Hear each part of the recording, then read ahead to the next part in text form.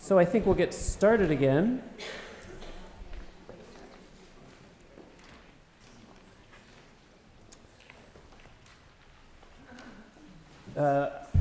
A quick announcement because one of the questions provoked a good connection.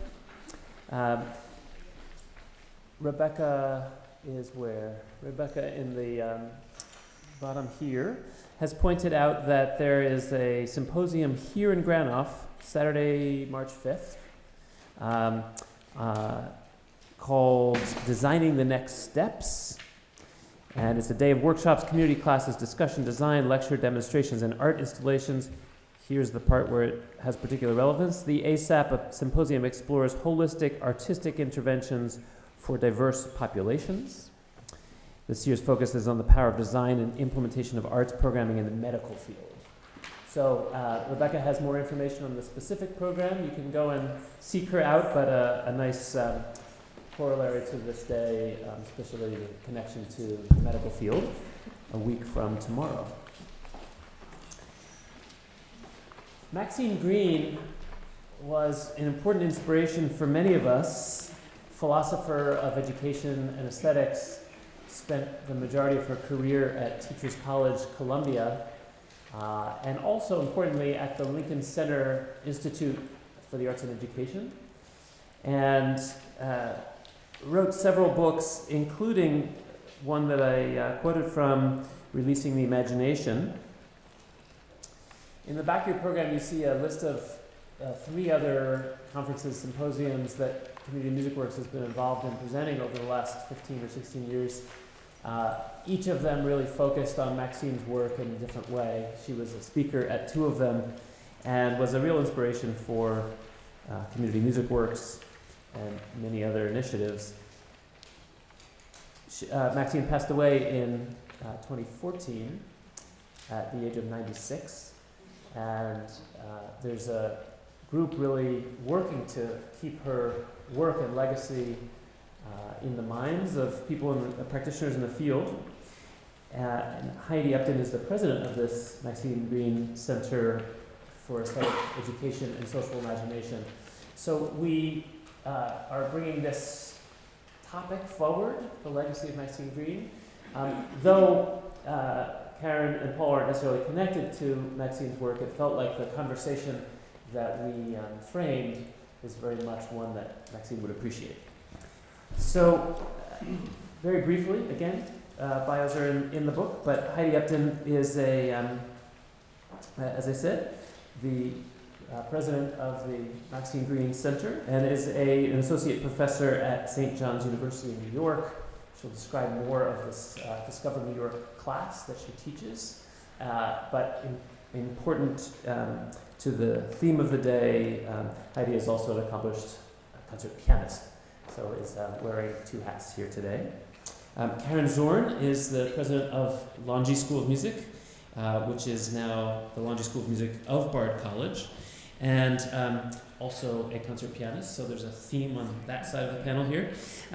Karen was associate provost at Berklee College of Music and was at the MacPhail Center before that.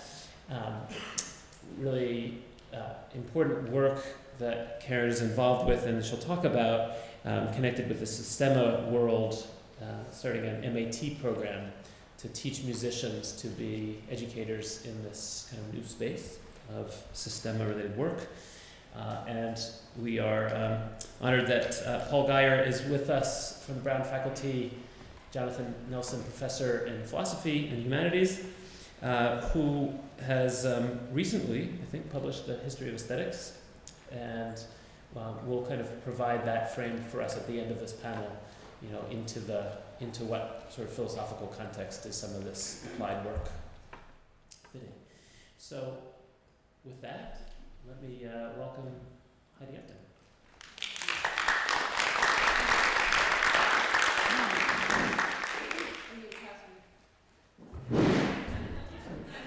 My first words to you.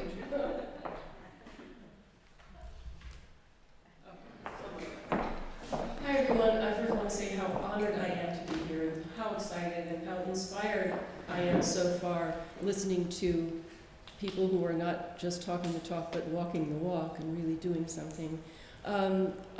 This presentation that I'm about to give is a report, in a way, on the partnership partnerships, I should say, between students in my course called Discover New York and people who are homeless in New York City. And I came to this undertaking from a position at Lincoln Center Institute, which is now called Lincoln Center Education, where I was a teaching artist, a full-time teaching artist for several years, and where I got to know Maxine Greene and learned about aesthetic education, which is an approach to education, and it is a methodology, which I'm going to discuss a little bit as we move forward. So the question I think that I would like to pose to you and for you to think about and for me to address, first of all, is this word aesthetic and the notion of aesthetic experience, what that means, and how I think about it in my work. So we're going to start with this, because this is something that I ask my students at the beginning of every semester, is to notice the room that we're in. And it's generally a room that's about that shape. It's not like this room, which has a different shape. But it's usually a lot of right angles, and it remarkably looks like this room, my classroom. And I really have them look for a very long time at the ceiling, which is filled with geometry. And we begin the semester by just describing things. And this is when my students think that this is really a nuts course, and maybe they should drop this one and take it from another. Because Discover New York is something that all freshmen have to take at St. John's, but each professor who teaches it does it through their own lens of expertise. And my expertise is aesthetic education, so they're stuck with that. So we describe the room, and as I've been sitting here listening to everybody speak, I've been looking at this space and thinking about situating myself in its aesthetic space. I think it was a line in a Beatles song. You might correct me. Is it "the love you take is equal to the love you make"? Do you know that line from the Revolver album? Did I have it right or backwards? I'm not sure. But it's that philosophy. It's that deep thinking. It's that to the extent that one enters, that one gives oneself to anything, that is to the extent that one receives. And I think that's the way, and Maxine used to say it, it's with personal relationships. And it's also just situating oneself in aesthetic space. So I'm noticing a lot of parallel lines in here, all over the place. And I might say that there is a conversation between parallel lines and a horizontal and vertical. So there are a lot of horizontals and a lot of verticals. And in my discussions with my students about the room in which we sit, it moves from description to analysis, and then maybe like who decided that there should be right angles or that it should be this color, or whatever questions arise as we proceed in our inquiry into aesthetic space.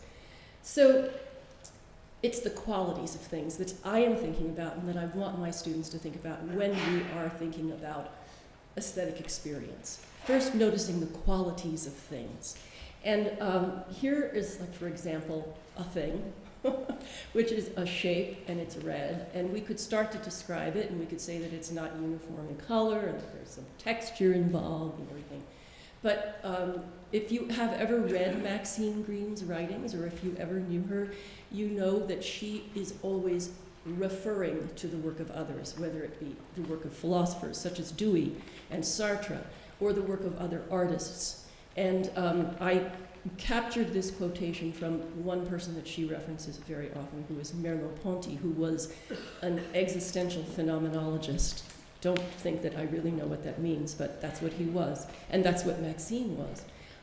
And he is talking here about how there are so many contingencies when you look at something, when you're there, when you're putting yourself in relationship to anything. And that's very much what I want my students to begin to think about, that in the room, each of us has something to say. Each of us brings our cloud of experience, and each of us has a unique perspective on what is happening. So Maxine is always talking about, and I think that Sebastian mentioned this at the end of his talk, the idea of givens versus contingencies, that in education, whatever that is, we are givens, this is a fact, learn this, but that perhaps we should approach these givens as contingencies. And so we never really know what we're looking at when we're looking at a patch of red. It might be the eye of a bird, and that bird might be escaping from a box. Anyway, so Maxine Greene, what she said so often is, I am what I am not yet, that we are always becoming. And her description of situating oneself in aesthetic space is up there in red. And she herself asks the reader to notice wherever we are. We can shift our understanding, we can shift our consciousness into a moment of awareness of aesthetic space. Notice the sheen on the apple on the fruit stand. And so it is this that inspires me to inspire my students to be more in the moment, to be mindful, to notice, to wake up. So I know about aesthetic education from being a teaching artist at Lincoln Center Institute. And aesthetic education creates pathways into transactions with works of art, using particular concepts embedded in that work of art, and teaching artists craft workshops based on their inspiration of what they find in a particular work of art, which is the text under study. So there are 4 cornerstones in aesthetic education, in developing workshops, and that is asking questions, making stuff, art making things that are having to do with whatever is in that work of art that's going to be met, bringing in contextual information, the world out of which the work of art emerges, and a reflection. What is it that we have done here? What are we thinking about here? So I brought that into my job at St. John's University when I began there in 2003, and I got to do whatever I wanted in Discover New York. And it took me a while. I first taught it in another way. You can evolve the course as you wish. And it was one day when I got off the subway at 5th Avenue and 53rd Street, actually on my way to do an aesthetic education workshop at the Met, when I noticed on this cold January Saturday morning that every bench and every little nook and cranny along the way to the Uptown bus on Madison Avenue had a lump of person covered in clothing. And it hit me like a thunderclap that what I needed to do with my Discover New York course was focus on homelessness in New York. And I had to learn about it, and then I had to bring that to my students.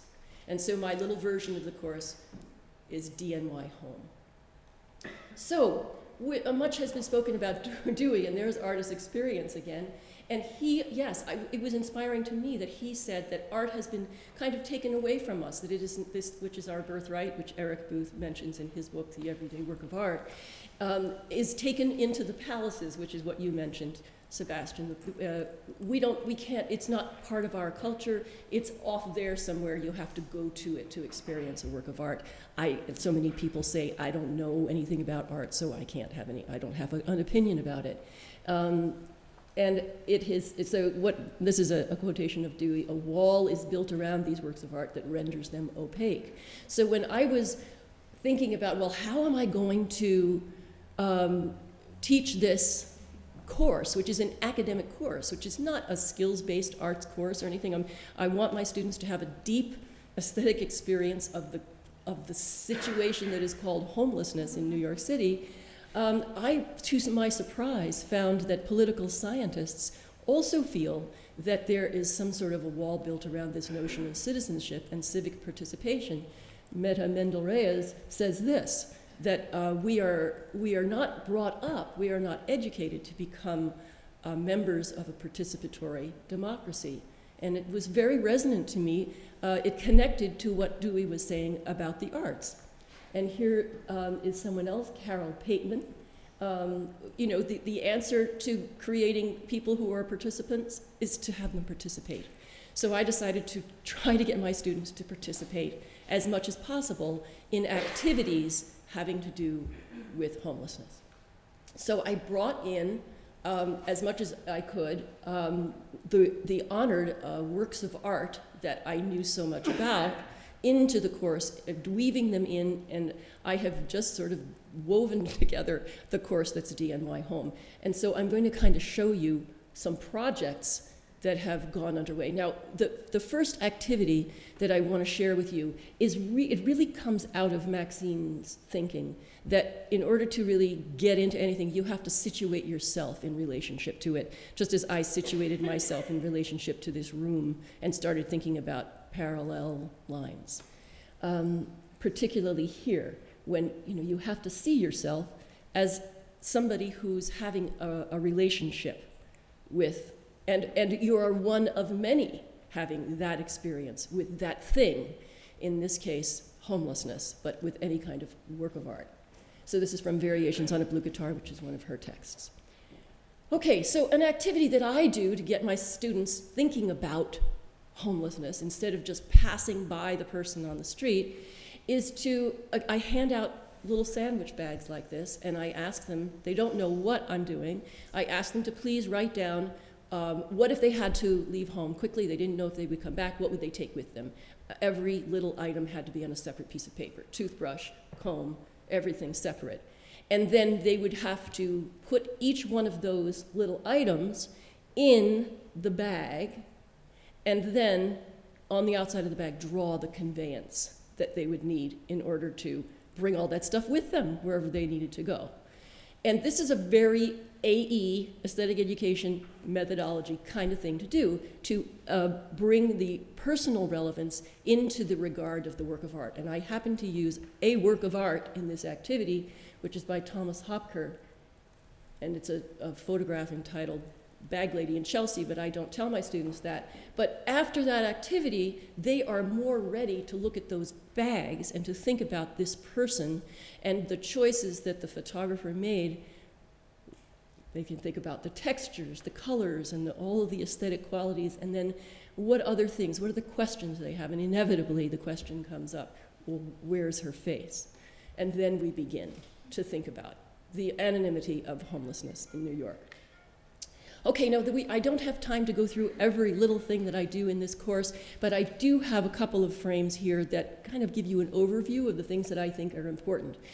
Beginning with personal relevance, and then having students use books, contextual information books that give them information. One of them is a narrative by Elliot Lebo, I never know how to pronounce his name, called Tell Them Who I Am, and another one by Ralph Nunez, Shelter is Not a Home, or Is It? And so the combination of this contextual material in preparation for them going out to fulfill what is a required component in the course, which is called academic service learning. I have created relationships with 3 service centers in New York, and in my experience, so important to develop a relationship with whoever is there coordinating volunteer activities.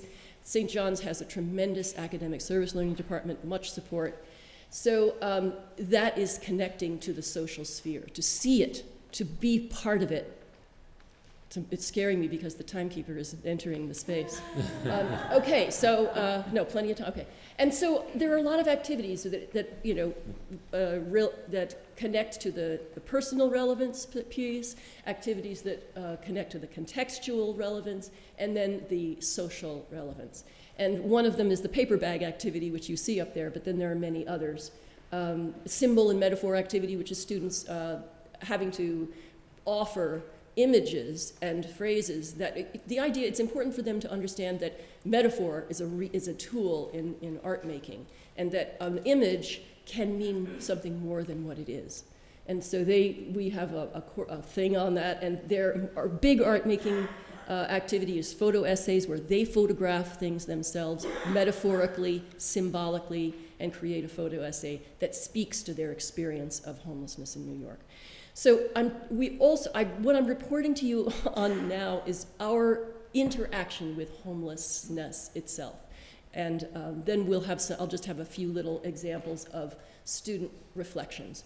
So this is Main Chance Drop-In Center. It was one of the early projects that I did I partnered with a photography professor, Intro to Photo course, and these were our goals of the semester. I'm kind of going quickly, so read fast.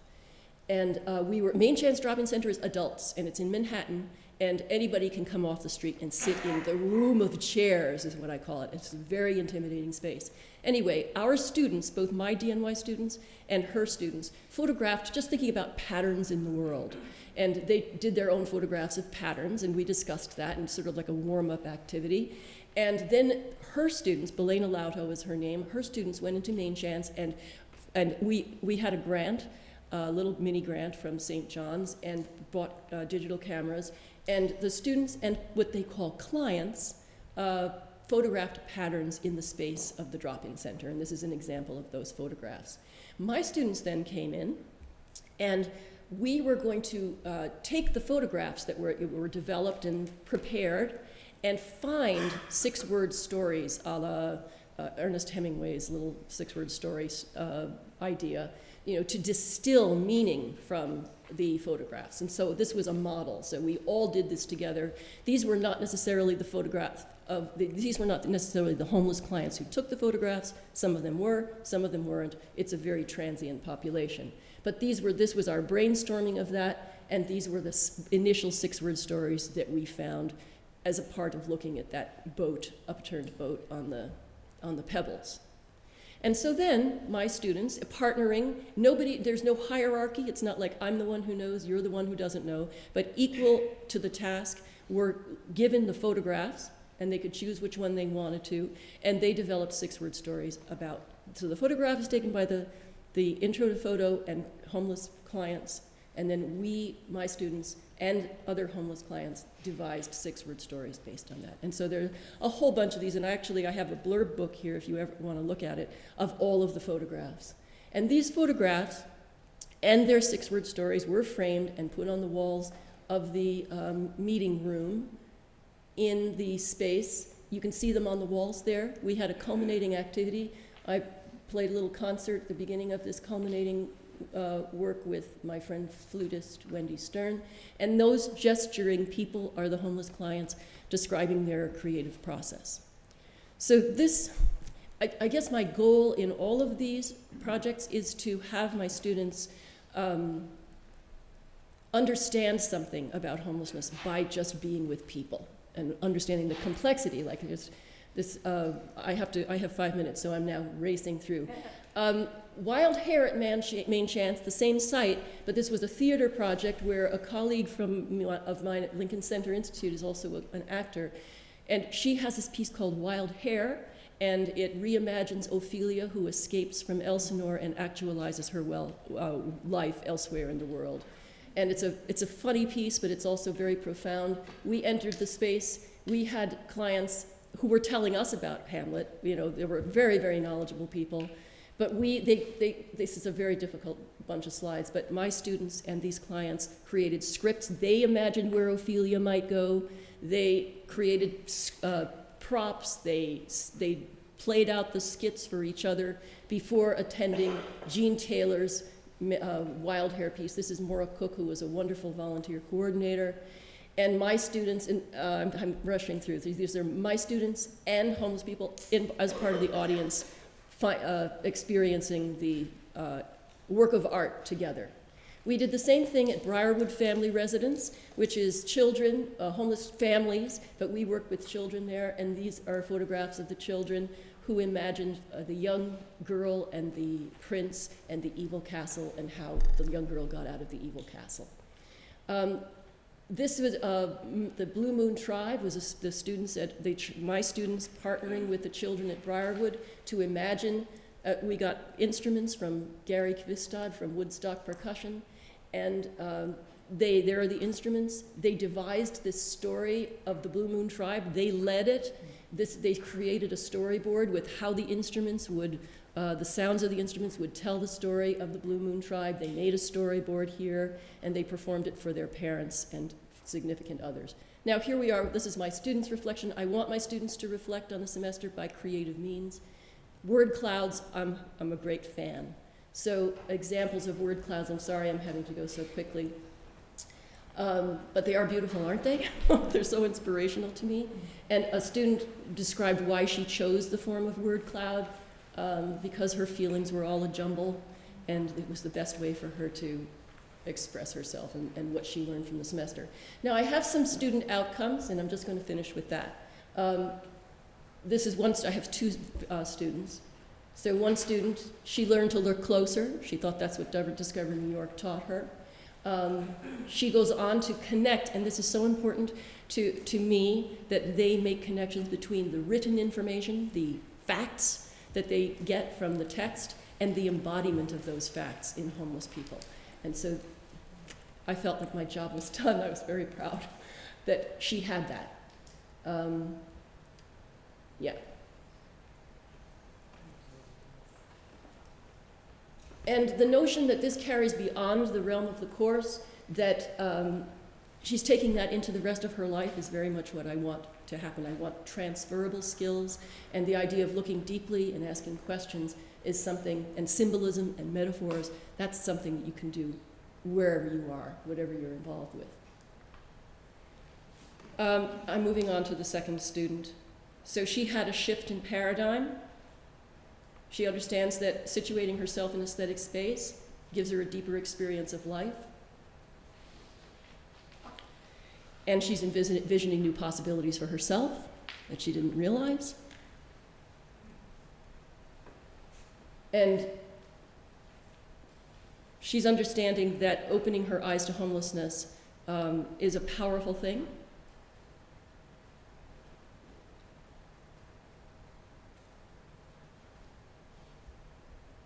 And there's more to the world than she previously thought. That to me is a big deal, especially in a freshman transition course. And I think that I'm a fan of aesthetic education methodology because I think it creates these pathways and it gives agency to students. So this is what I want for my students, that they imagine themselves as doing more than they perhaps had thought they would, and they believe in possibilities they hadn't yet thought of. And this really connects to what, and this here is, I didn't realize it at the time, but there she is holding art and experience. And this is Maxine in her apartment, Fifth Avenue, what she says about social imagination.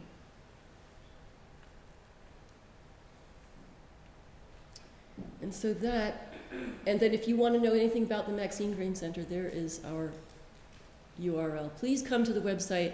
Please engage in conversations. It's online conversations. It's on using Discus, and we really love to hear your voices on our site. So thank you very much.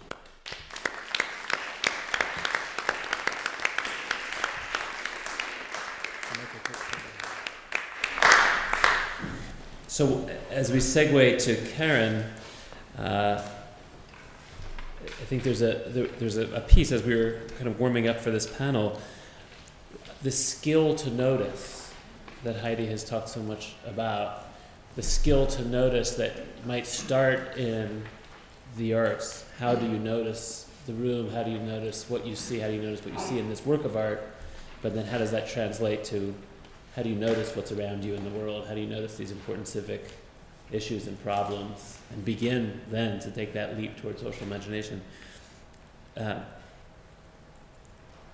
Thinking about how these freshmen at St. John's are starting to see New York differently through this experience, I feel like a really interesting parallel to how MAT students are starting to interact with communities in LA through this new MAT program, and how do you teach people to begin to be good teachers? Sort of fundamental questions that Karen and her colleagues asked. So over to you. Great.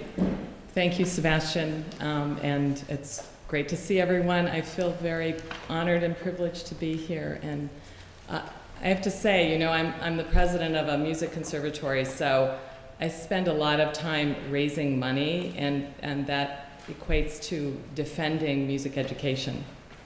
So I am not going to defend music education in this room. I don't think I need to do it. Is that a fair assumption? Anyway, Sebastian had asked me to speak a little bit about this program that we've started, the work that we're doing in California. Longy, of course, as you may or may not know, is actually located in Cambridge, Massachusetts. But by way of a little context, I was looking at your Coursera offering Sebastian, and I saw this question that you were asking, which is, do musicians have an obligation and an opportunity to serve the needs of the world with their musicianship? And that's the sort of question of why that Michael Yaffe was talking about, why, you know, getting underneath that, and why would that be? And so I just wanted to give you a little bit of context about LONGI, which I hope will help explain why we decided to get involved with El Sistema. About 2006, something was percolating at this little school in Cambridge with 250 students. A very small but elite school where you would come to get a classical training as a musician. And they were struggling.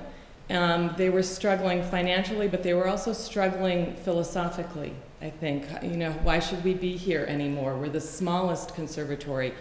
That's not a reason to be. How can we think about this differently? And they ended up actually changing the mission of the school. And the mission of the LONGI School is preparing musicians to make a difference in the world. And that is actually what drew me to the position at LONGI, because I had kind of given up on the sort of elite pursuit of classical education in a conservatory. I just thought it was too narrow. And it wasn't that interesting to me anymore personally.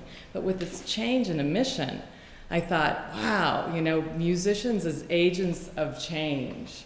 What can musicians do for the world? What do musicians need to do for the world?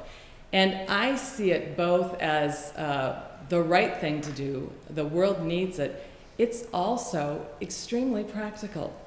It's extremely practical for musicians not just to think about those needs that have already been defined in the world that a classically trained musician gets to fill, but rather to turn it around and say, where is their need? And how could I actually be helpful? Or where would I like to be, and how might I help make change in that community? So for me, the change in that mission was very exciting. And in fact, LONGI was saying yes already to this idea that there is so much opportunity and also obligation in the world for a musician. This is what, of course, led us to look at El Sistema. And shortly after I started there in 2007, today is my 9th anniversary, I realized. I looked at my calendar. I started 9 years ago today. So we started looking at El Sistema, and I just did a lot of research. I didn't really know, was there a role for LONGI in this burgeoning, nascent movement that was coming from Venezuela and was really starting to move through this country and other countries in the world. And I don't know, is everyone somewhat familiar with El Sistema? Should I give just a brief? I mean, this is a music program. It's really a social program, using music really as the community. It was started in Venezuela in the early 70s with 11 children in a garage. And at this moment, there are over 600,000 children who are participating in programs that are orchestral, choral-based, jazz programs, pop, every kind of music, folk music. And it's really focused on children who come from the most challenged situations. So most of the students in El Sistema come from poverty. They would never have a chance to participate in a music program where they have to, if they would have to pay for it. So El Sistema programs are normally either free or nearly free. Most of the teaching is done in groups. This is in part economical, but also there's a sense of learning from each other. And another aspect to the learning is that the children are taught to be teachers. So mentoring is baked into the pedagogy, if you will, of a Sistema program. So if you go into a Sistema room where a rehearsal is going on, it might look very traditional to you. You'd think, well, there's a conductor and there's an orchestra. But actually, there are all of these teachers within the ensemble. Once you've learned something as an El Sistema student, you're expected to teach it to someone who has not yet learned that. And of course, you know what happens when you teach something to someone else. It helps also to deepen your own understanding of that skill. So we started looking at this idea of El Sistema-inspired programs. Did we have a role? what I did was I interviewed about 40 people who were either running El Sistema sites in the United States or teaching in El Sistema sites, and I did a very non-scientific needs assessment, which was just to say, what do you need? And of course, the first thing that they needed was money, but of course I could not help them with that. And the second thing that they needed was, they said, we actually need musicians who are, and here's where we'll flip between these two words. Michael, thanks for bringing them up. They said trained to be able to teach in these circumstances. And what they were finding was a very high burnout rate. You know, Sistema's gotten a lot of attention from Gustavo Dudamel has come to this country. He's the music director of the LA Phil. It looks like signing up for the Peace Corps, you know, so at a certain point in your life you think, wow, I'm a musician, I graduated from conservatory, what am I going to do next? Why don't I go teach in an El Sistema site? And it turns out that, of course, it's maybe not as sexy as it seems. Once you get into the work is really hard. And the need for understanding of the circumstances of the children, as well as skills to be able to actually teach effectively in that circumstance, is great. And so a lot of the musicians who were drawn to El Sistema didn't last very long, and walked away deciding that they were not very good teachers. And I thought, okay, maybe that's what we should do. And we had been thinking about whether, you know, I think all music conservatories think about what's happening with music education in the public schools. What's working, what's not working? What can we actually do to help that? And we were at the time merging with Bard College, so I was talking with Leon Botstein, the president of Bard, about this idea that I had, that maybe we could shape a new kind of music education degree that would train musicians to teach in a kind of El Sistema style of teaching. And so one of the things he said to me, he said, that's a great idea, Karen. Go to California, go get Dudamel. And I thought, how do I do that? do I need Dudamel? How do I get to Dudamel? But before we did that, we had this opportunity through Bard. Bard had started a charter school in the Central Valley of California. This is not Hollywood, this is Delano, California. This was a school of about 500 students, grades 6 through 12. Most of the children were children of field workers, because this is really the breadbasket of America, where there are these huge conglomerate farms. Or they were actually the children of the inmates from the local prison, because the other big business in town was the prison. And so it was a very high need area. So we went to the school to see if they would indeed be interested in a music program, which they did not have. And I won't tell you the whole story, but it took about a year to build an El Sistema inspired program there. I learned a lot, and what I learned is that building a program like that is really working very deeply with the community. And it was an incredibly meaningful and impactful experience for me as I was thinking about this El Sistema degree program. Just to tell you briefly, what we ended up doing was we started a mariachi program. So, because this really was the music of the community. And this was the music not just of the parents, but actually the children were also extremely interested in their culture. We eventually also built a bridge from mariachi to symphonic and choral music. And so that doesn't mean that was better or worse, but it was fabulous to be able to open that door actually to those children who might not otherwise have had the opportunity, the entry point into symphonic music. And so it was really incredible, and I learned a lot from that. So going back to Dudamel, there we were already in California, and I thought, well, actually it makes sense. The optics of that makes sense.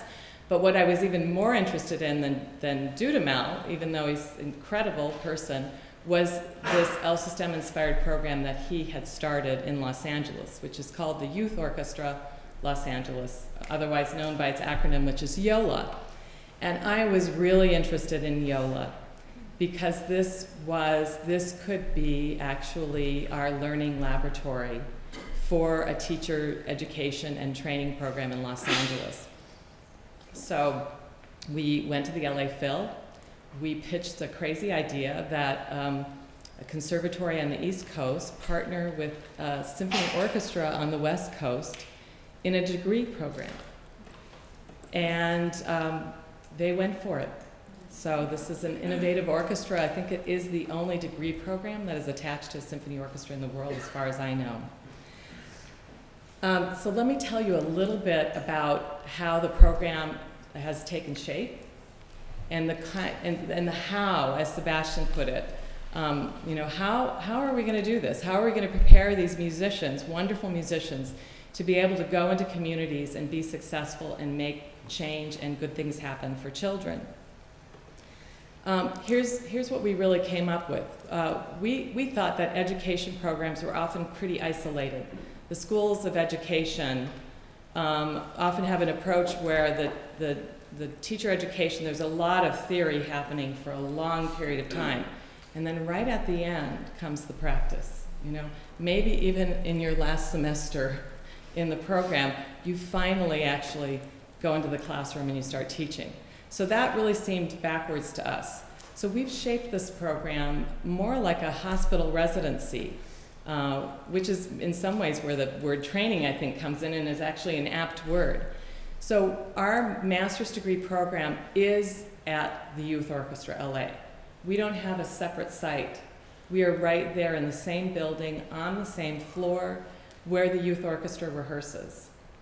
And what we're trying to do with this program is really bring together theory and practice and bring it together much more closely. So the way an average day looks for a student in the MAT program is they come to their graduate level course. I'll talk a little bit about a few of those courses later. They're learning about learning theory, about identity, about pedagogy, and then they walk across the hall and they try out what they've been learning. I have 5 minutes. Yeah. Okay. So they try out what they've been learning, and then they come back to their cohort of graduate students and they say, how'd you think that went? How did it go? Did it go as you expected? What went well? What didn't go so well? What might you change next time? And so you get the idea of the behavior of this degree program, which is you're learning about research, you're learning about how children learn, and then you're being asked to shape lessons and go across the hall and actually try them out. It's a very intensive program. Another piece of the program that I think is quite unique is that actually our students from Longy in this program live in the neighborhood, the same neighborhood of the children that they're teaching. So it's an immersion program. They're dealing with the same challenging issues. This is the Rampart neighborhood of LA, near MacArthur Park. I think 97% of the children in the program come from below the poverty line. There are a number of gangs, very well-known gangs in that neighborhood. So the Longy students are dealing with the issues of crime, drugs, lack of healthy food, just lack of security. This is a part of a way that we are helping them understand what that child that they're trying to teach has gone through that day from their own experience. The students take courses in the clinical practice of teaching, which I just spoke a little bit about.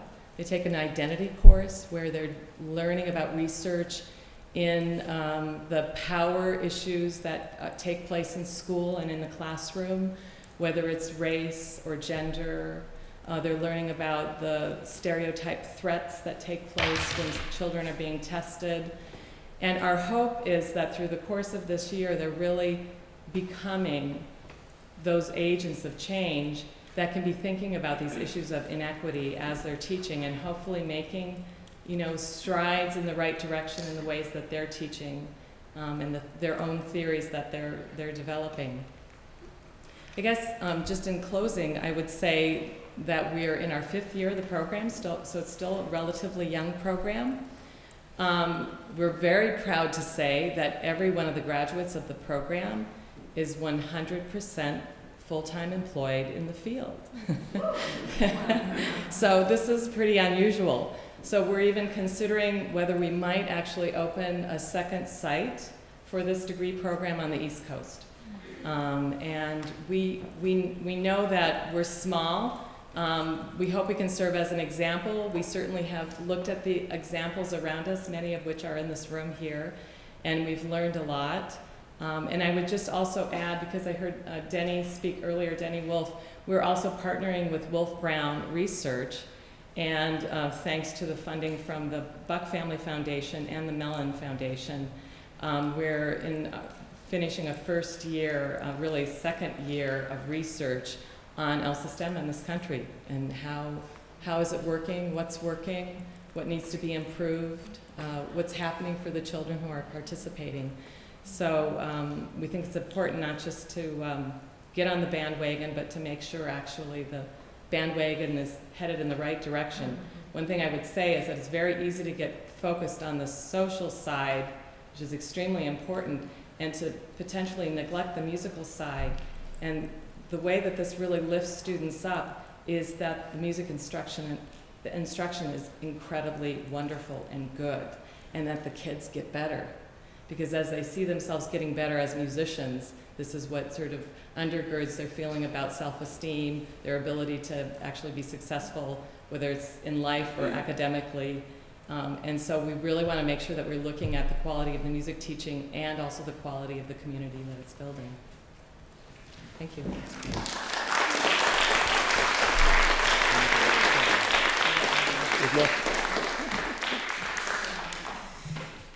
So, several issues come up. Identity is an important one, right? How do students in this MAT program begin to think about their own identity, the identity of their students, the challenges their students are facing, but also the place, right? And we're going to come back this afternoon to talking about the significance of place and some of these initiatives. Does the place influence the practice? Does the opposite happen? Does the practice end up influencing the place? So that'll be the topic of our third panel today. There's also this distinction, which I think may be clear by now, but I just want to take a moment to draw this out, which is aesthetic education versus skill-based arts education. Aesthetic noticing, Heidi was talking about, and the kind of skill building that goes into awareness, being able to notice, being able to apprehend, I think Dewey says, a work of art, versus the skills of learning to play the violin or the trumpet, which is that kind of artistic skill, progressive skill building toward making. Is that painting? Is that music? Is it sculpture? Is it filmmaking? Is it photography? And then those are really different practices, totally related. But we were talking a little bit earlier. In some ways, the highest ambitions we have for young people training to become young artists start in this very skill-based training kind of format. Especially in music, right, where the technical hurdles are so high that you don't really have the opportunity, except as a sort of clever educator, to think really about expression.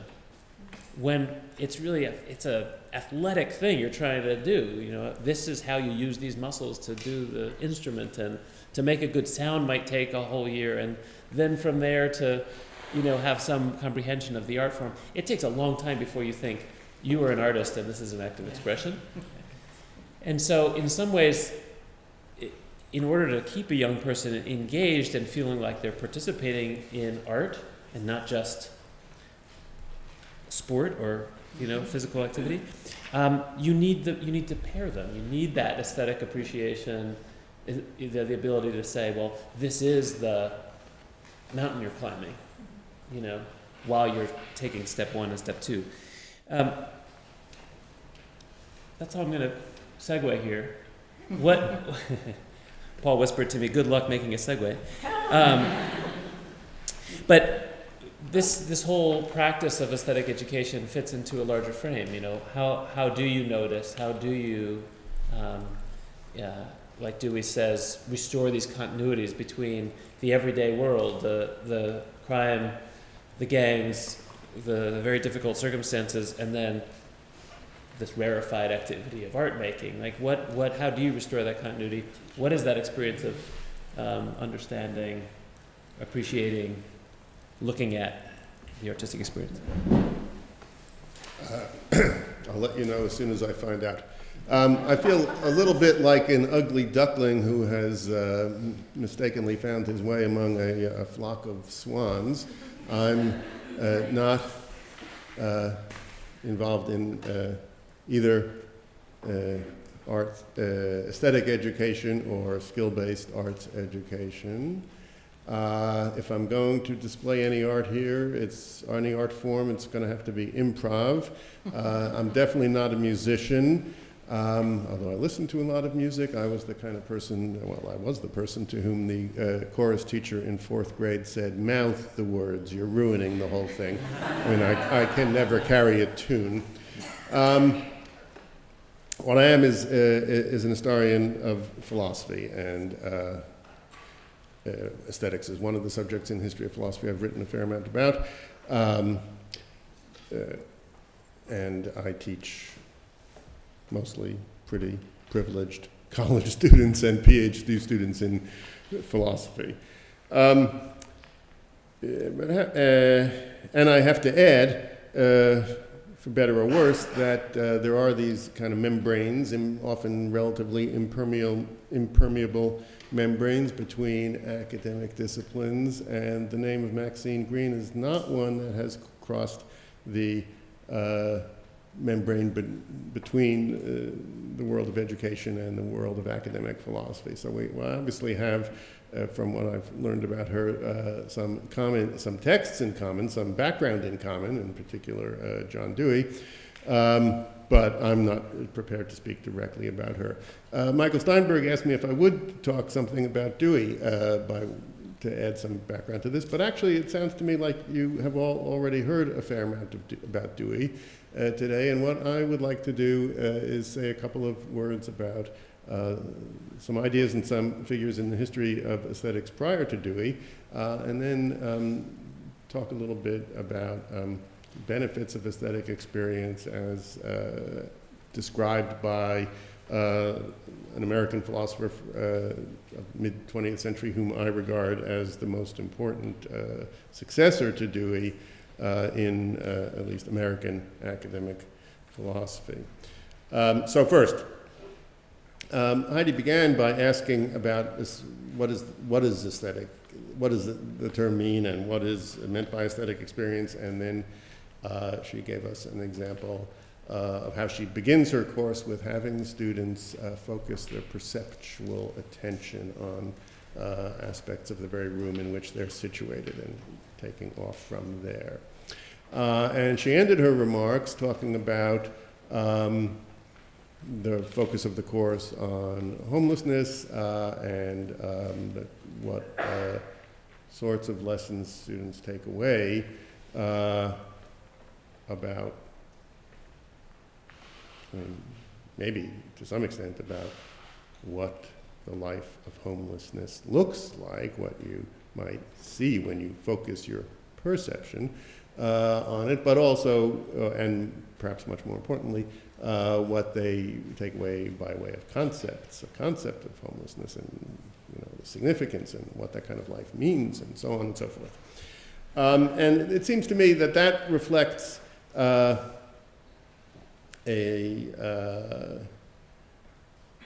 don't want to say a twofoldness. I'm trying to use a relatively value-neutral term. I don't want to say a contradiction. I don't want to say a bifurcation. Just two aspects of what has been meant by the term aesthetic over its history. Maybe a word or two about the history of the term might be of a little bit of assistance. You might think that this is a sort of eternal term that's been around sort of as long as there has been language or something like that. That's not true at all. The word was coined in the 18th century. I mean, philosophers had been talking about and arguing about the cognitive value of various kinds of art, the emotional impact of art. They've been talking about that since the time of Plato and Aristotle. So philosophers always talked about certain issues about the arts, but the term itself was not introduced until the 18th century. It was introduced actually in 1735 in a master's thesis written in Latin by a 21-year-old German called Alexander Gottlieb Baumgarten in Halle. And he coined it, he coined a Latin term out of the Greek term aesthesis, meaning having to do with the senses. And in particular, what he proposed was going to be a general theory of the contribution of the senses to human cognition, which you might, if you were coming from the British tradition, from the kind of empiricism that is basically bred into the bones of most of us, was a sort of kind of obvious thing. The knowledge begins with the senses. But coming from the rationalist tradition that he was coming from, he needed to actually make a case that the senses had a fundamental contribution to make towards knowledge. In any case, in its initial meaning, well, the term really has to do with the senses and all the kind of things that Heidi was talking about right at the beginning of her presentation, of learning how to really attend to what is coming to you through your senses would naturally go along with that kind of meaning. Over the course of the century, however, and actually in Baumgarten's own practice rather than his definitions, the meaning of the term got broadened. I should mention, last time I checked, I think the Oxford English Dictionary said the term was first found in English in 1819. So it didn't make it into English until the 19th century. But other Germans picked it up over the course of the second half of the 18th century, and the idea of aesthetic experience and aesthetic judgment, aesthetic ideas, aesthetic, begins to be a number of things that can be modified by this adjective, begins to be more widespread. And actually, the book that really canonized the term aesthetic judgment, the book that really canonized aesthetics as a field of philosophy was called was a book by Immanuel Kant, his third critique, The Critique of the Power of Judgment, published in 1790, which is divided into two parts, the critique of the aesthetic power of judgment and then something else we don't have to worry about. And over the course of that book itself, you can see the conception of what aesthetic experience might be, not so much shifting, but expanding. And so he starts off with a kind of sense-based conception of aesthetic experience, very much like what Baumgarten had initially described, where the object of aesthetic attention is going to be pattern and form and that kind of stuff, the kind of stuff that might seem central, let's say, in abstract painting, in musical composition, in music, as he puts it, music without words, or what other people, instrumental music, absolute music, rather than music with a text, and so on. But then, and many people think that Kant restricted aesthetic experience altogether to the purely the pattern and form in sensory experience. But as the book develops, he says, well, in the case of most arts, actually, there's always going to be content as well as form. Art deals with ideas, actually deals with, typically with big ideas. And so his example of typical kinds of ideas that art deals with will be things like, sorry, give me 1 second.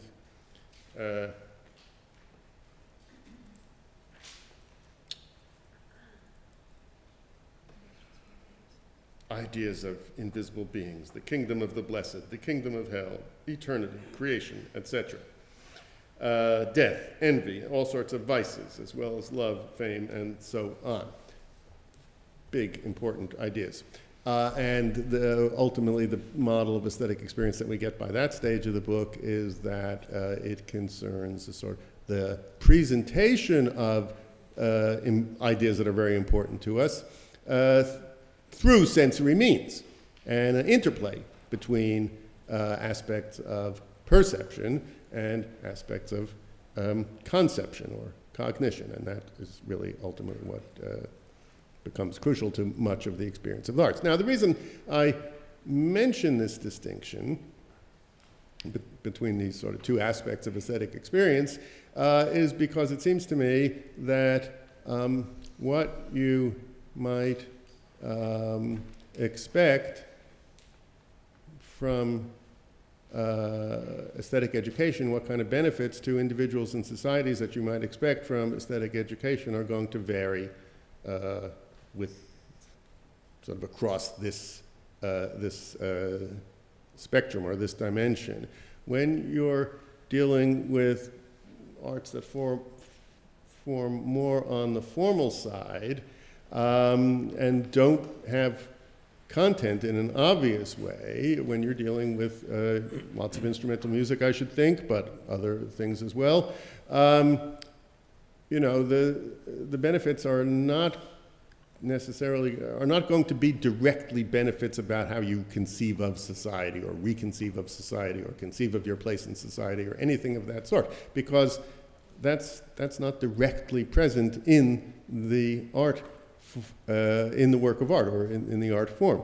There may be all kinds of indirect benefits that will arise for individuals and societies via education in these kinds of arts.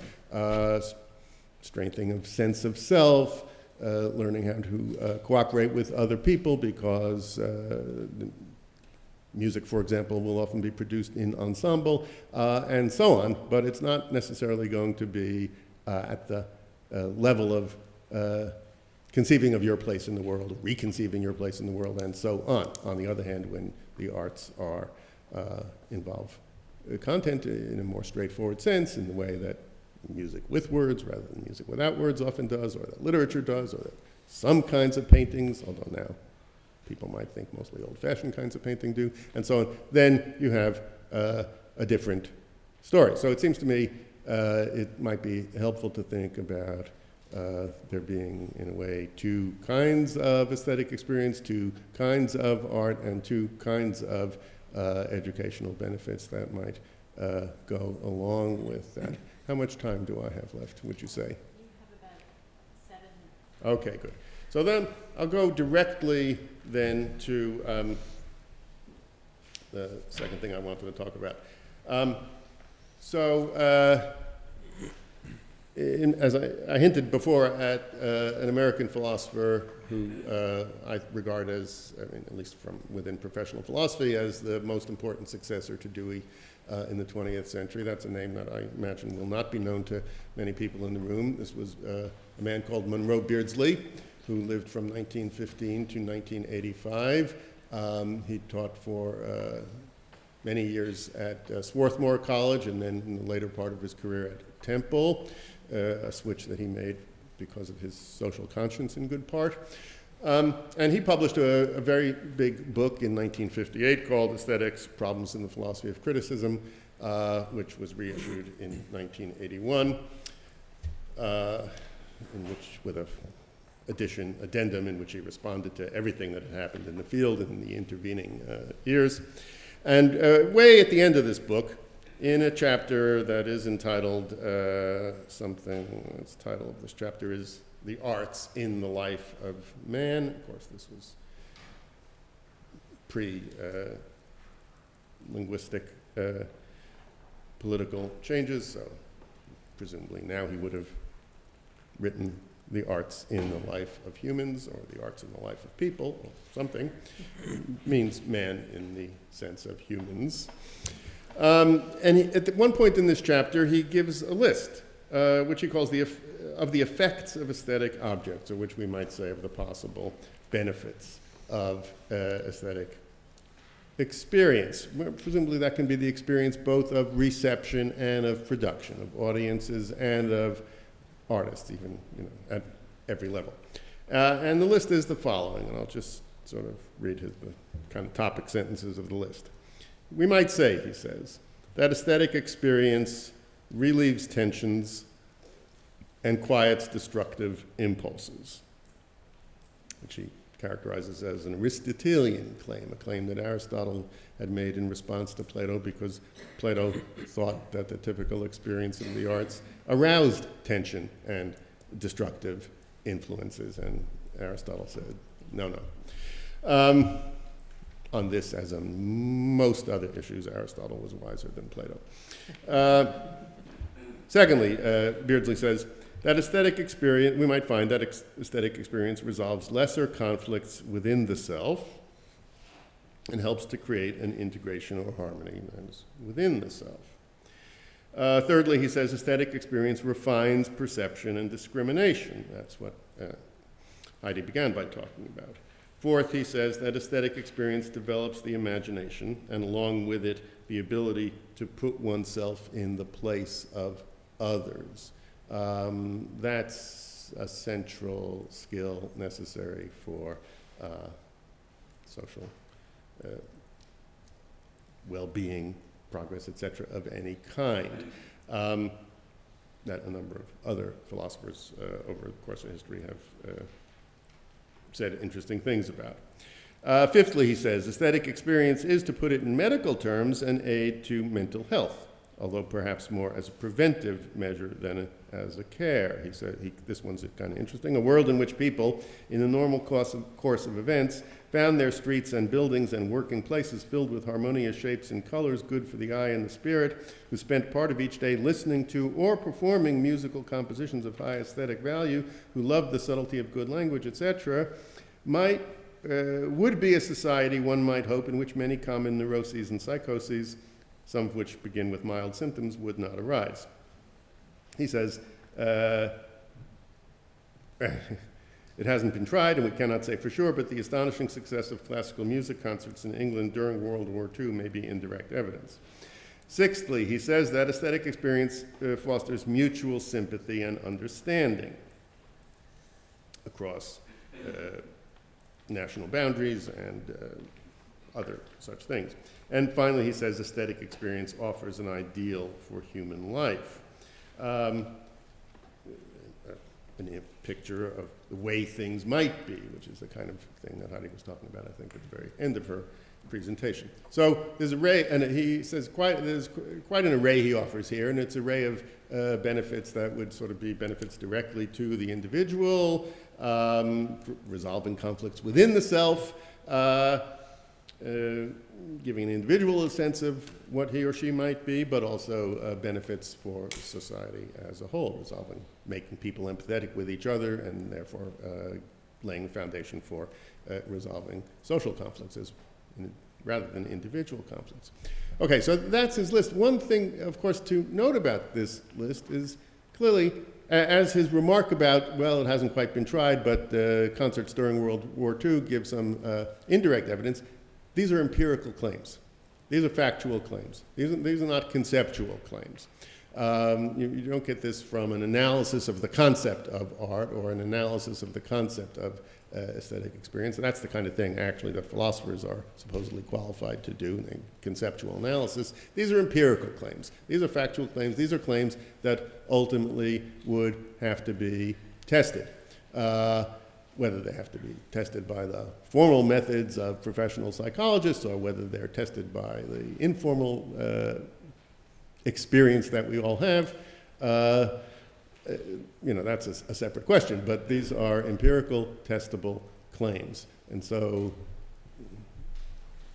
I guess what I have to say, and by way of a bottom line, is that I think that much of what has been very interestingly described to us by way of various programs in aesthetic education rests on empirical assumptions about what the benefits of exposure to the arts or aesthetic education and so on are going to be. It's all array of empirical assumptions, as nicely laid out by Monroe Beardsley. So in some ways it's not for a philosopher to say what the foundations of this and what the potential for the success of these kinds of programs is. It's as much, at least, a matter for psychologists sociologists and just plain people with good common sense and with their eyes wide open to see. So, bottom line, we philosophers will not tell you practitioners what the foundations of your work are. You'll tell us whether these various claims are plausible or successful or not.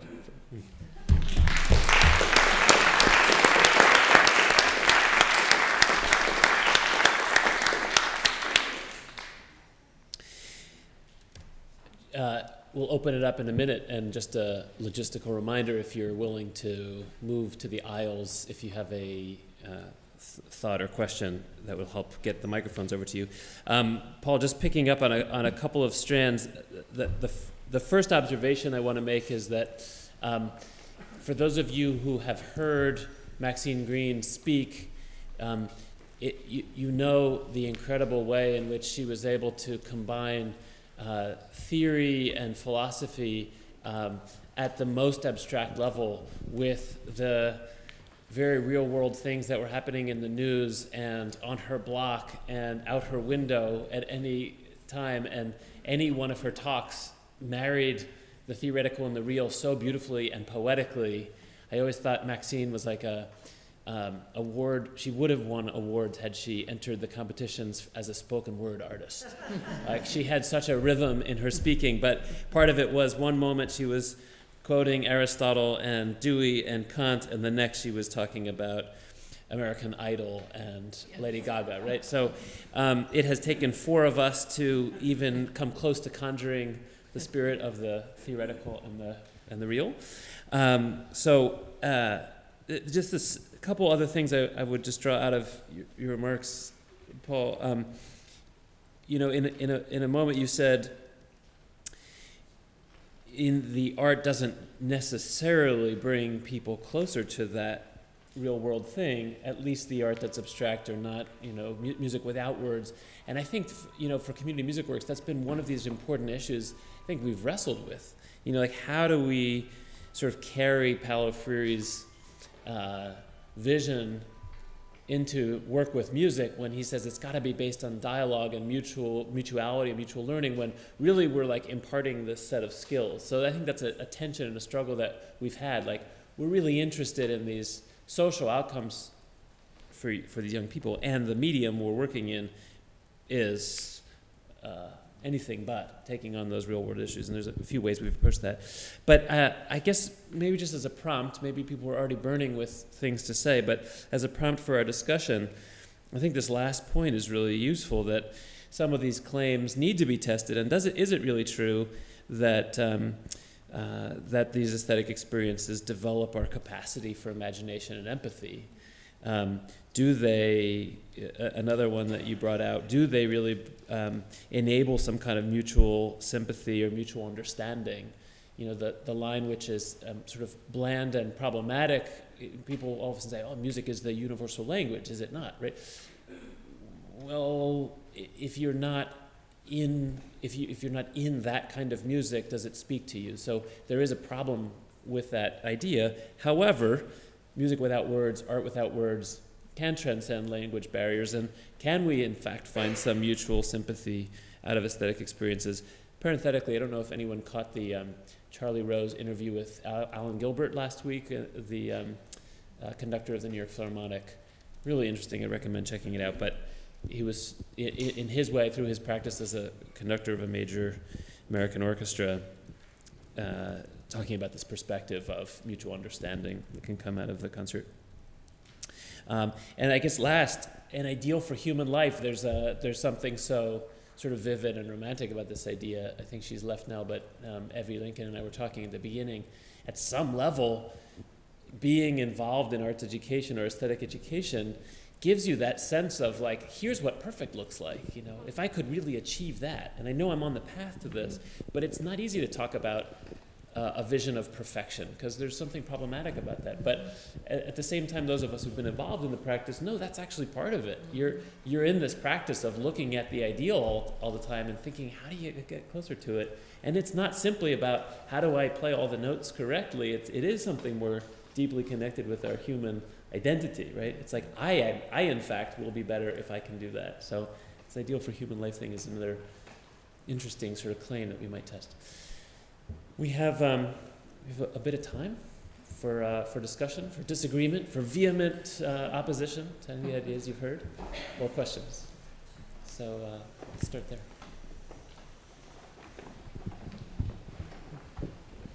Thank you very much. This has been a wonderful morning.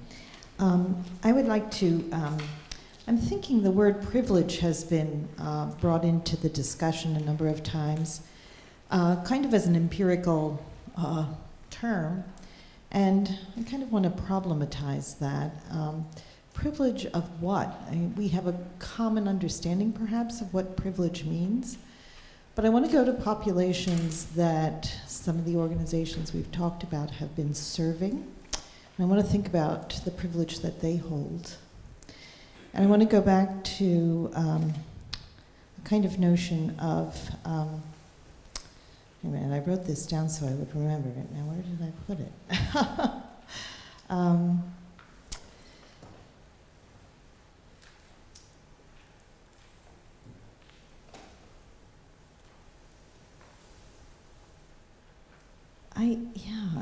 I wrote it down here, but I can't seem to locate it because I have so many notes. Disappearing ink. Oh, I know it. Okay. I think I understand. So one of the things, just as a little aside that I'd like to offer, is that those institutions that have been mentioned as kind of the bulwarks or the, that have ramparts around them, like museums and concert halls, it's important to remember that when they were founded in part to open up access to the arts, right? Napoleon opening the Louvre and having people come into something that royalty could only see. And then the other piece, I think, was the importance of people always knowing how to connect their creative making with their social situation. That it's not something necessarily that we're teaching a population, but perhaps we can learn from certain populations how to do it better ourselves. I can respond just very briefly to that last point. First about privilege. I mean, the only thing I wanted to say about privilege is that I've spent most of my career teaching in privileged institutions, so I have no firsthand knowledge of what going out into community and so on. That's all I was saying about privilege. But on the very last point, now, sorry, I've just lost your terminology already, but the main point that I wanted to suggest is that the connection between benefits that an individual might derive from aesthetic education and in sense of strengthened sense of own potential, strengthened sense of own identity, and so on, aren't, don't automatically carry over into larger social benefits. There may or may not be. And it may depend in various ways on which particular art form you're talking about. So that was all I wanted to say, to just suggest a caution about making generalizations in this area and treating these connections as if they were somehow necessary conceptual connections, when in fact they are empirical connections. And that means highly variable, among other things, and they're going to vary from art form to art form, but also from individual to individual, how much benefit an individual is going to get out of it, because of course every individual is coming from a slightly different point of view, and so on and so forth. That's all I wanted to suggest. So, and we have this issue of mutual learning, or not a one-way street of instruction. I don't know if either of you wants to respond.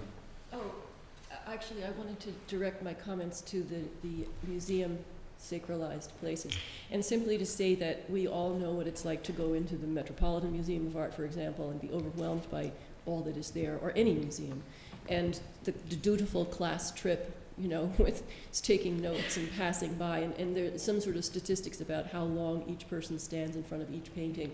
And I'm taking back to Maxine Green's comment that works of art must be achieved, and that there is a process by which you engage in a transaction with a work of art that many people are not aware of, or they don't feel like they can, because they don't know, they don't have a pathway in. And in my experience, aesthetic education is a methodology that introduces pathways to people so that they recognize their birthright to engage in transactions with one work of art and not pass by a million of them in these places that are so important to us, I agree. And I would just add one word to that, which has helped me understand that idea, Maxine Green's idea and Dewey's idea. And for me, that word is identify with. You know, can I look at that and realize it actually may relate to something I have experienced, right? And sometimes that experience of alien, I am alien to this because I haven't been trained in 19th century painting, so I can't really know what this is supposed to be. I'll just look at it and go, now I've seen it, it's famous, check, right? It goes back to your Shostakovich experience that you related. Right, How but it wasn't until you understood the context, the world out of which that emerged, that you were able to relate to it. yeah, or Yeah. even if you don't know, even if you don't know the facts, to be able to say, I have license to see this as part of my, reflective of my life, right? And that's, for me, that was like an aha to understand what Maxine was talking about. But you were going to jump in.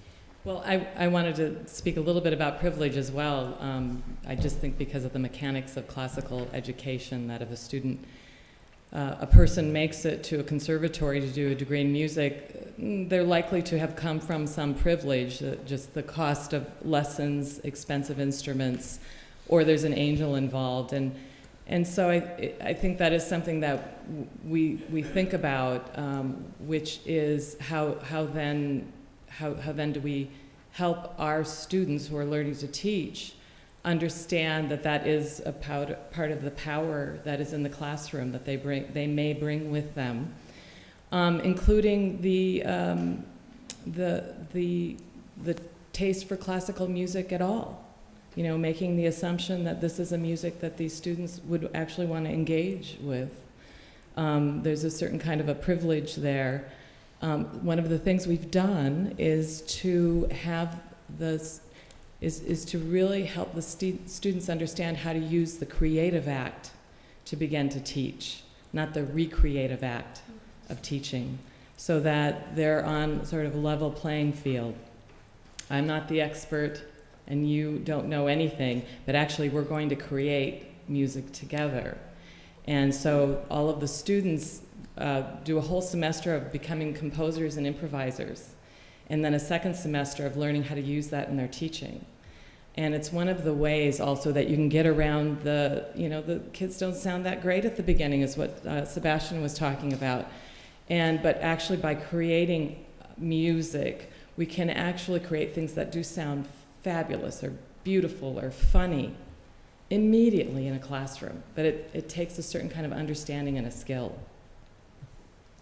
I guess I would just add one other piece of this, and I think Paulo Freire has been really important for me in thinking about this, but it's not to walk into this situation assuming or carrying this idea that I have privilege and you have nothing, right? No. But instead to say, we're walking into this, we have different backgrounds and experiences, and I'm going to try as much as possible to not regard my set of stuff as more privileged than your set of stuff, because immediately it becomes problematic, right? And Freire talks about generosity versus charity, and it's very simple to say, oh, I'm being charitable, I am helping them, and then as soon as you say it's us and them, you've re-problematized the whole thing. Like you've separated yourself as an actor from those you were serving, and so he talks about that hardens the whole situation once you say it's us and them. And I would like to add that the big surprise is that, particularly for my students, is that they end up feeling privileged to be in the presence. Learning, yeah. There's no hierarchy at all. If I could add one thing on this topic. This is from an English writer, Edward Bullough, who gave the first course on aesthetics at Cambridge University in 1907, and this lecture notes survived. And he says, pretty much wrapping the course up, aesthetically speaking, we must, I think, see the function of art, its place in the economy of the universe, as the enlargement and enrichment of our complete personality, the enhancement and quickening of our total conscious experience. Language is a little flowery. The contemplative immanence of aesthetic consciousness is par excellence the medium for extending the limited range of our personal experience and of forcing those experiences which do fall within it into the highest relief of which they are susceptible. Our range of personal, actually realized experiences is deplorably small. So we have to, one thing that art does for us is take us beyond our own limited selves, whoever we are, whether we came from a privileged background or a disadvantaged background, and helps us more fully enlarge our own identities and thereby, or by more fully identifying with the rest of human experience. My question has to do with exactly what you just brought up, but has to do with the anger and impatience of young people now that's brought such kind of radical action and need for radical action, including, in a lot of cases, wanting to throw out elitist forms of art. And so the fact that you're even teaching classical music, and other forms, which might include ballet or all kinds of art forms that might, that have come from white European, that might be, considered white European art forms from eras of ballet from aristocratic environments and, from the court art.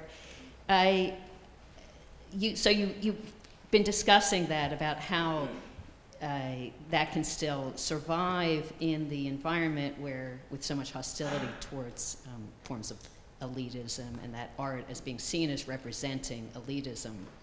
Where do you find the commonality, the humanity, the universality in it, the part that speaks to of a real art that speaks from a real person to another real person, the part that transcends its foundations? Well, it makes me think of a project that some Longy students did, which was they were going to go into a junior high, and they had decided ahead of time that they were going to interest this 8th grade class in art song. And you might think, wow, that's interesting. That's somewhat esoteric. This may or may not be an experience that these 8th graders have had. And what the Longy students figured out to do was to interview all the kids in the class and say, what do you listen to? What music do you listen to? And they wrote down the names of pop artists and rap artists. And what ended up working in the end was that they found art song composers and actually texts, lyrics, where there were matching texts, this sort of universality of a theme from a rap artist or from a Schumann leader, and taught them how to analyze text. And by the end of the semester, the students in the course sang a full evening of art songs in duos and trios. And it wasn't to lead them away from the music they were already listening to, but just in fact to show them how universal this is. I would add one other thought to that, and one of the things I think is worth considering is, you mentioned the courts or the aristocracy that might have brought some of this music and art into being, and the question is, does it have to stay there, right? Does it have to stay in that origin story, or can we as learners and players and appreciators sort of claim it and say, actually, this speaks to me, this spoke to me as a performer, as a student, and I can transmit my interest in it and passion, and we can create a new context. So sort of saying, like, it doesn't have to live in the concert hall, it doesn't have to live in the museum. It could, right? It could be, it could, so, as Rebecca said, that it could be that we say, no, the point is let's open the door to the concert hall, make sure it can still happen in there, right? Or it can say it doesn't have to be trapped there. It can be about, like, let's share this passion for the Schumann, because if we set it up the right way with the right entry points, as our group likes to say, it's open, it's accessible. Kelly is doing a vigilant job of watching the clock, and so at the risk of cutting this off while somebody's burning with the thought, I'm going to, because we need to be fed and nourished so that we can come back to witness more and participate. Let me just say a couple logistical things. First of all, come back on time. You're not going to want to miss the beginning of the next session. Robbie McCulley is performing a work, so this is not just the talk about, this is the witnessing and apprehending of a work of art. So it's a one-woman play called Jazz in Class, and then with Brian Meeks we'll have an opportunity to discuss the issues and the work itself. So come back on time at 1:30. We're having lunch. You get a little fresh air and a walk.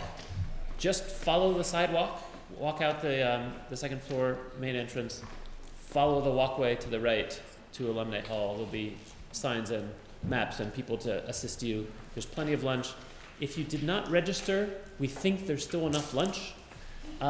So don't think you have to go seeking it out, but I think they might just check registrations to make sure that those who registered definitely get in, or is there no problem? I think we'll be okay. No problem. So just go have lunch. And any other announcements? And if you don't know how to get there and you'd like a little map, there's a map on the registration table. There's a map on the registration table if you need it to lunch. Thank you, everybody.